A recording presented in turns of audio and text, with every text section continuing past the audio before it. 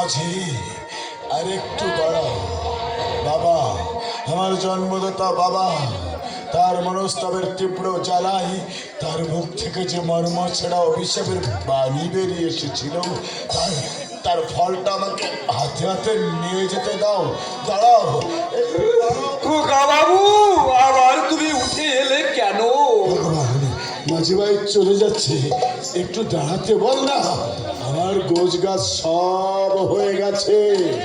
একে তুই কাঁদছিস? দূর পাগল, কাঁদছিস কেন? ও, আমার মুখে রক্ত দেখে তুই ভয় পেয়েছিস? খোকা বাবু, খোকা বাবু, যে রাজা নরেন্দ্র নারায়ণের রক্ত, এত সহজে ভয় পেলে চলবে না। মৃত্যুর শেষ মুহূর্ত পর্যন্ত এই রক্তের মর্যাদা দিয়ে যেতে হবে। আর কত মর্যাদা দেবে খোকা বাবু? যা খেয়েছ তার 10 গুণ তুমি উসুল করে গেলে। ভগবান, বাবা মায়ের ঋণ জীবন থাকতে কোনো সন্তান কোনোদিন শোধ করতে পারে না। এই যে রক্তের ঋণ, ভগবান, রক্তের ঋণ।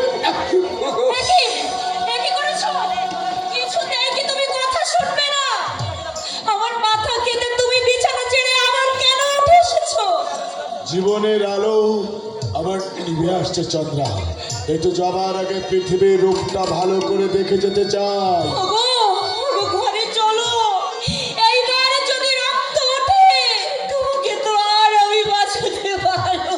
এখনো তুমি আমাকে বাঁচাতে চাও চন্দ্রা? হাড়ে হাড়ে আমার ঘুম ধরেছে, আর বৃথা চেষ্টা করো না। তো যাবার সময় তোমার কাছে আমার অনুরোধ, আমি মরে গেলে ভগবানকে নিয়ে তুমি রাজবাড়িতে যেও। আমার বাবাকে বলো আপনার ছেলে অনেক রক্ত ঝরিয়ে গেছে, রক্ত ঝরিয়ে সে তার পাপের প্রায়শ্চিত্ত করে গেছে।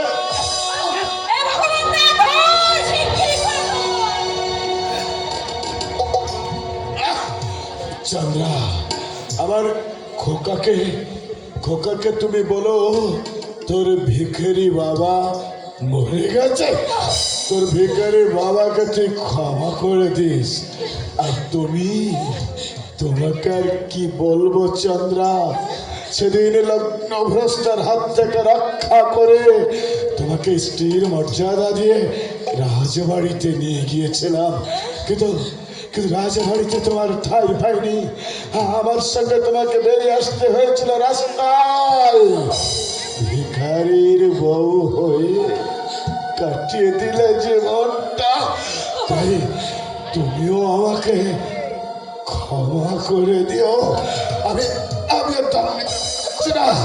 কষ্ট হচ্ছে, বুকটা আমার ভেঙে যাচ্ছে। আমি আর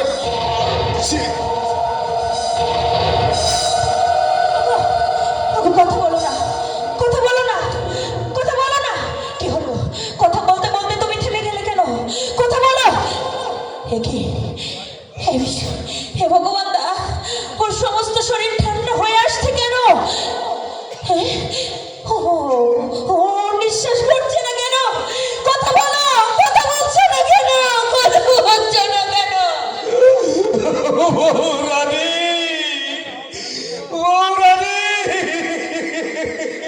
তোমার পোষা পাখি তোমার খাঁচা ছেড়ে ওই দূর আকাশে উড়াল দিয়েছে।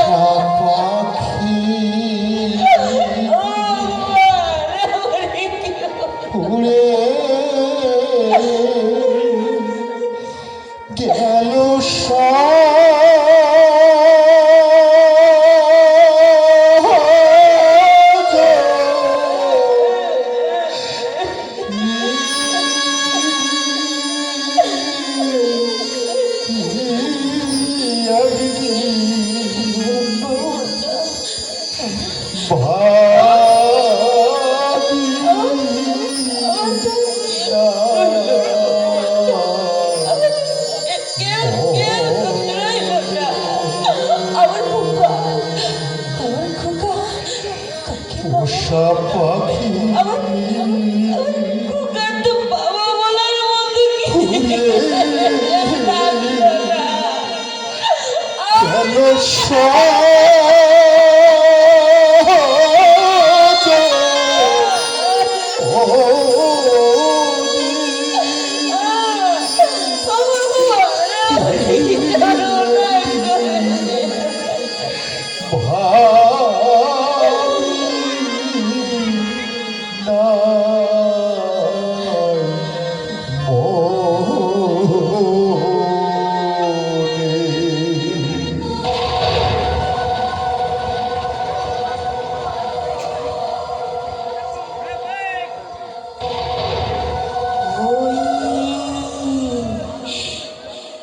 রথ আসছে,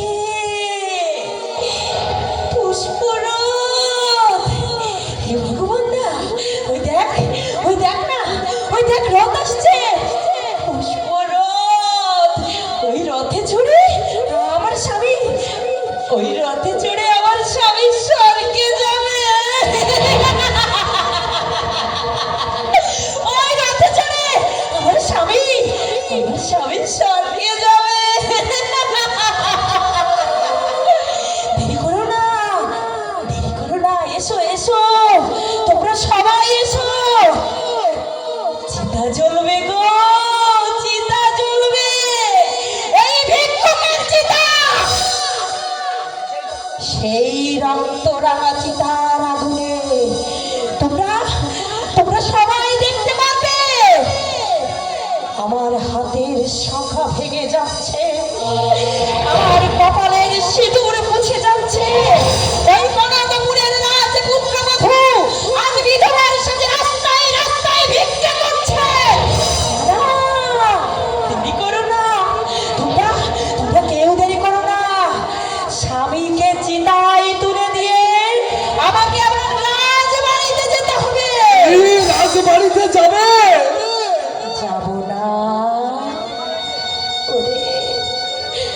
ওরে সেখানে যে আমার খোকা রয়েছে, খোকা, তাকে সুখের খবরটা, এই সুখের খবরটা আমাকে দিতে হবে না। স্বামীর চিতার এক মুঠো ছাই ওই রাজবাড়ির চারিদিকে ছড়িয়ে দেব, ছড়িয়ে দেব। রাজার ছেলে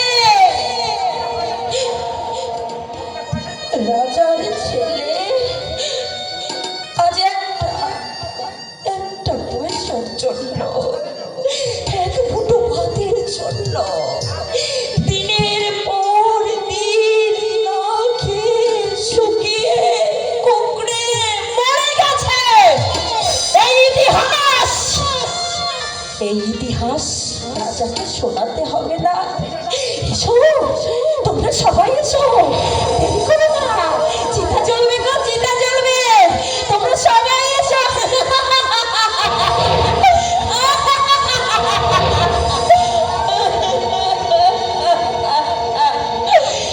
ডাক এসেছে গো,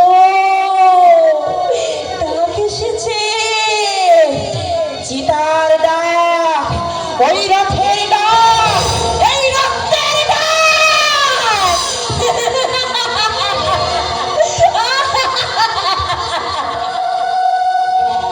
মা মা এই যে মা, কেঁদে না মা, কেঁদে না, চোখের জল মুছে ফেরো মা, আমার করে তুলে না। ওই যা, কই মা, তুই কেন নেই? আমি স্বপ্ন দেখলাম মা, মা। দাদু, আমার মা কখন আসবে দাদু? আসবে দাদু, শোন দাদু ভাই, সেই তখন থেকে বলছো আসবে আসবে, কখন আসবে দাদু? দাদু ভাই, আমি ঘুমের মাঝে এমন এক দুঃস্বপ্ন দেখেছি জানিস? দুঃস্বপ্ন দেখে আমি কাঁদতে কাঁদতে এখানে চলে এসেছি। জানি না আমার শেষে ভাগ্যে কি আছে, আমি কিছু জানি না। কে দুঃখ করো এসেছো তুমি? জানো দুঃখ করো না, এমন একটা স্বপ্ন আমি দেখেছি, আমি সে কথা কাউকে বলতেও পারছি না, সইতেও পারছি না। কি আছে আমার ভাগ্যে আমি কিছু বুঝতে পারছি না। বল দুঃখ, বলো। বলছিলাম কি রাজা বাহাদুর, হ্যাঁ, বৌমা ফিরে এসেছে। আমার বৌমা এসেছে? আমার বৌমা?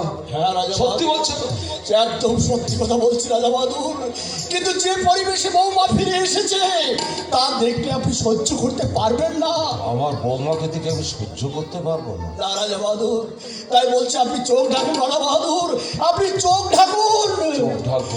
হ্যাঁ রাজা বাহাদুর। কেন? কি বেশি এসেছে আমার বৌমা? এই কেমন ভাবে এসেছে? ওই চেয়ে দেখুন রাজা বাহাদুর, ওই চেয়ে দেখুন আমাদের বৌমার সেই প্রতিচ্ছবি।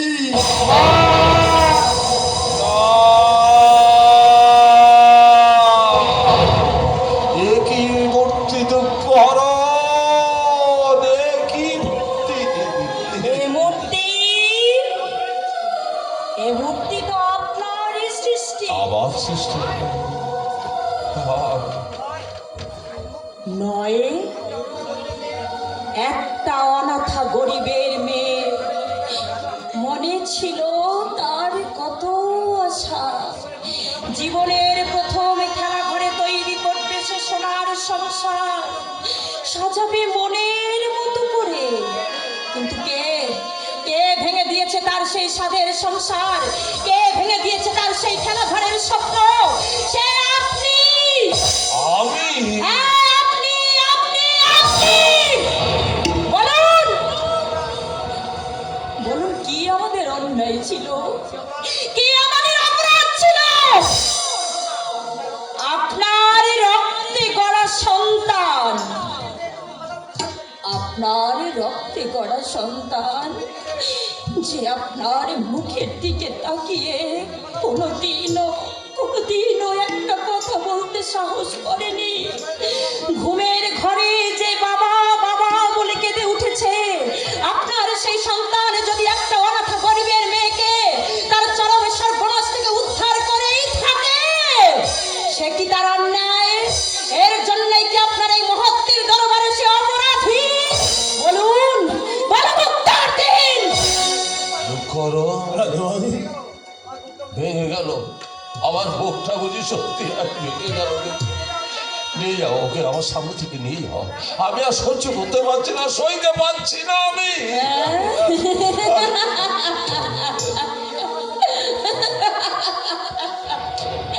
কি সইতে পারছেন না?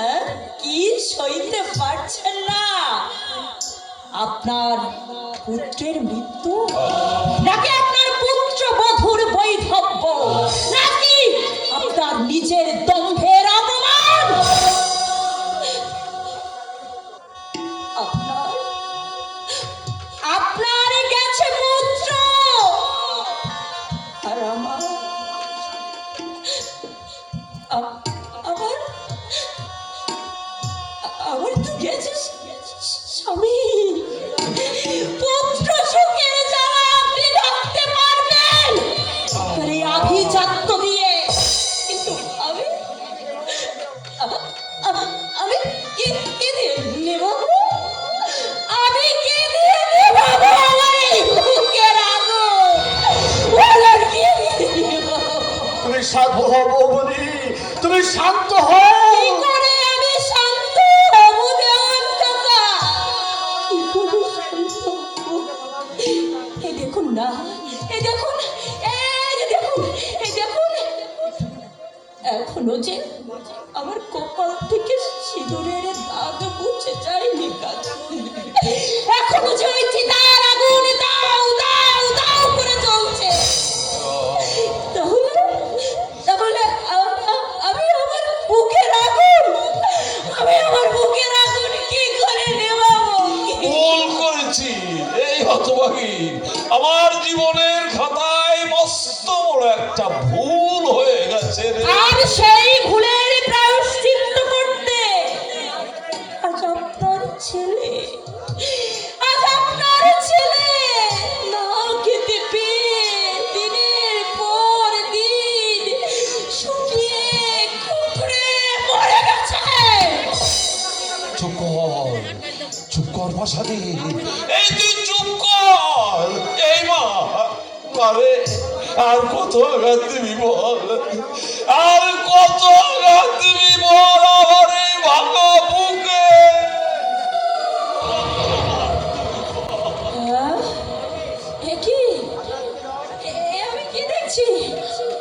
আপনি আপনার চোখে জল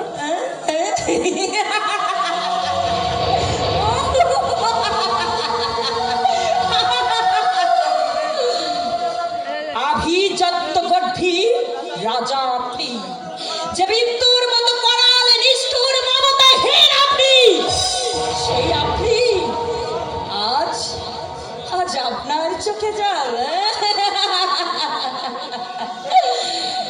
আপনার আভিজাত্য, আপনার অহংকার আর আপনার তেজ, এই সব কিছুর জন্যে আজ আপনি জীবিত থেকেও মৃত।